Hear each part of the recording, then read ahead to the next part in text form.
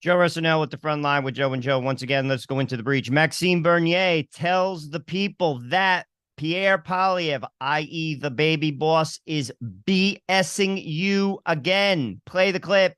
I have like a couple of questions for you. Question number one is that what do you think about the million-person march, and will you be backing it or be a part of it? I don't know yet enough about it. I understand that it's parents who are frustrated with government imposing contrary values on their children. My view is that parents should be the final authority on the values and the lessons that are taught to children. I believe in parental rights, and parental rights come before the government's rights. I'm going to tell you something. 2 points. One, I know you like Pierre Poilievre. He's probably going to be the next PM of Canada. Don't put all your stock in a politician. That's point one. Point two, Maxime Bernier, while he'll probably never be the PM, is a good public advocate. He speaks truth to power, and he keeps people like Pierre Poilievre, if you ask me, on his toes. Don't discount his value in the political system in Canada. And lastly, in point three, I do not like the hedging that I just saw in this clip by Pierre Poilievre. Listen, parents who encourage their own children to mutilate their bodies, frankly, should have their head examined. They should have their head examined. 10 to 15 to 20 years ago, if a parent did that to a 15-year-old child, they would have been arrested. This is not a matter of choice, like, oh, I want you to go to private school as opposed to public school. No one, not even a parent, has the right to encourage and or support a 15-year-old to mutilate their body. Period. End of story. And that is what Pierre Poilievre should have said in this clip.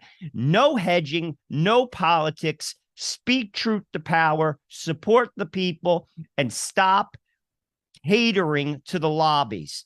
Ultimately, you're not going to vote yourself out of this, Canada.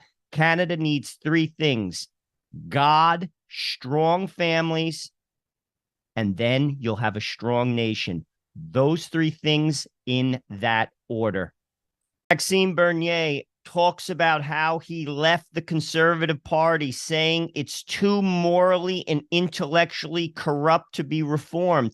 Very interesting. I have some comments on politicians, but Maxime Bernier, while I don't think he's going to have a lot of success, he is a good agent in the Canadian political system, whereby he will keep people accountable, and every government in every country needs that type of individual.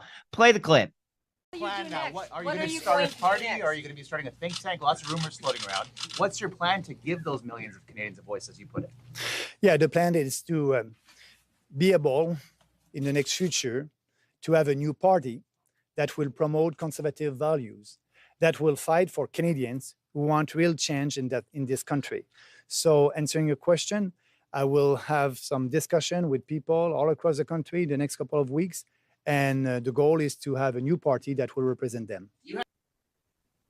Couple comments. G7 nations, I'm speaking particularly about Canada and America, do not represent the people anymore. They simply don't. They're oligarchies. They have globalist agendas. And frankly, there's a great distance between the people who, quote unquote, serve those nations, i.e. America and Canada, and the people themselves. How do we fix it? Three things. Money has to be removed from government. Lobbying should not exist. Lobbying is where corporations buy influence, and frankly, their vote counts more than yours. There needs to be term limits. Unquestionably, you're there to serve.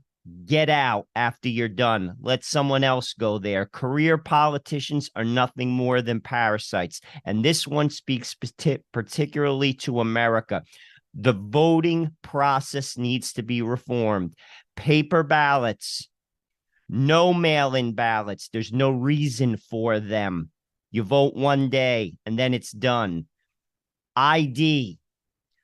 A police officer, when the votes are counted, on site and it's videotaped. If you do those three things, the country returns back to the people. That's exactly why the establishment will never do those three things. They know it's not about the people, and it's about time. The regular Joe on the street knows it too. Hey guys, stay up to date with all of our content at Locals. We post videos and updates not found on this platform. Thank you for your support.